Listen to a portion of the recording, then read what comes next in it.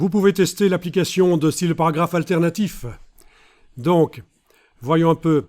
Peut-être qu'au début, là, le premier paragraphe, je prends sur la page de droite ici, le premier paragraphe de la page de droite, la page 3, donc.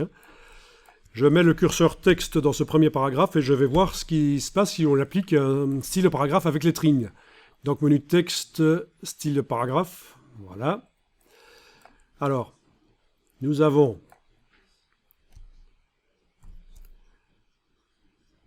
corps du texte avec grande lettrine, style imbriqué, ou avec grande lettrine qui n'est pas un style imbriqué, vous pouvez tester. Je pense que si vous ne savez pas comment ça fonctionne, le style imbriqué, quand on fait des grandes lettrines, vous n'allez pas y arriver. Ça va vous faire des choses bizarres comme ça, c'est pas bon du tout. Alors, dans ce cas-là, utilisez avec grande lettrine ici, pas la version grande lettrine style imbriqué. La première lettre est un H. Et si vous essayez le style de grande lettrine style imbriqué, le H, oui, c'est un truc bizarre qui se passe là. Voilà. Donc, il vaut mieux utiliser l'autre style qui est plus simple à utiliser. À moins que vous alliez pêcher les infos pour savoir comment on utilise les grandes lettrines avec style imbriqué. Bien, donc ça fonctionne, quoi. Avec petite lettrine, on ne va pas normalement le mettre aussitôt après un paragraphe qui a la grande lettrine. Hein.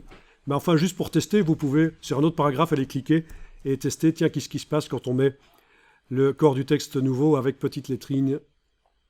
Voilà à quoi ça ressemble. Parfois, il faut zoomer en arrière pour rafraîchir, sinon ça ressemble à rien du tout.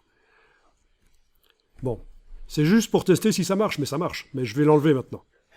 Cœur du texte, nouveau version 1, aligné sur la grille. Vous voyez, les petites lettrines, on va les mettre dans un long article, on va les mettre là où il y a une articulation dans l'article, là où on change un peu de sujet, on passe un peu à un sujet secondaire de l'article. On pourra mettre une petite lettrine pour marquer le fait que c'est pas un début d'article, c'est pas une grande lettrine, mais voilà, c'est à ça que ça sert. Ce n'est pas obligatoire de faire comme ça, tous les magazines n'utilisent pas les petites lettrines et les grandes lettrines.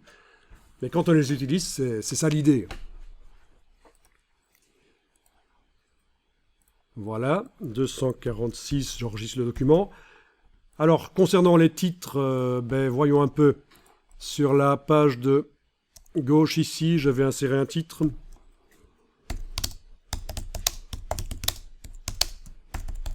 N'importe quoi.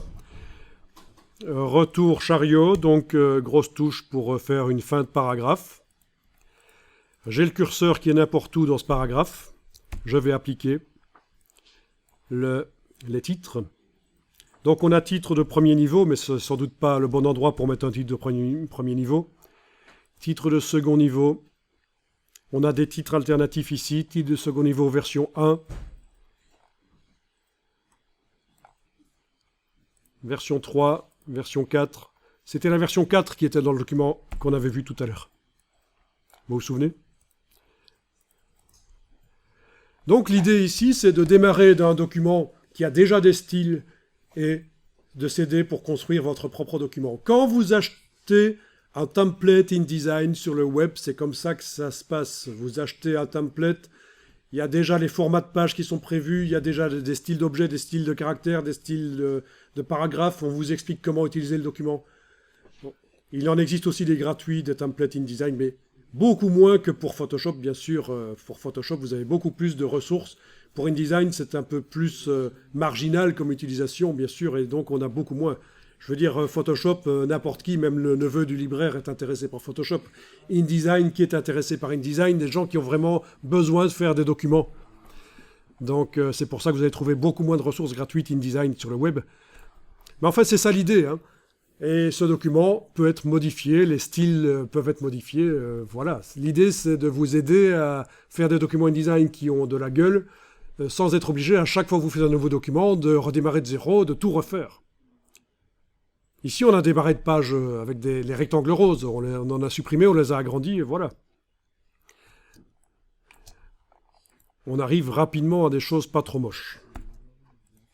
Le document n'est pas nickel, c'est pas un document super évolué non plus. Hein. Enfin, voilà. Pour un début dans InDesign, c'est pas mal.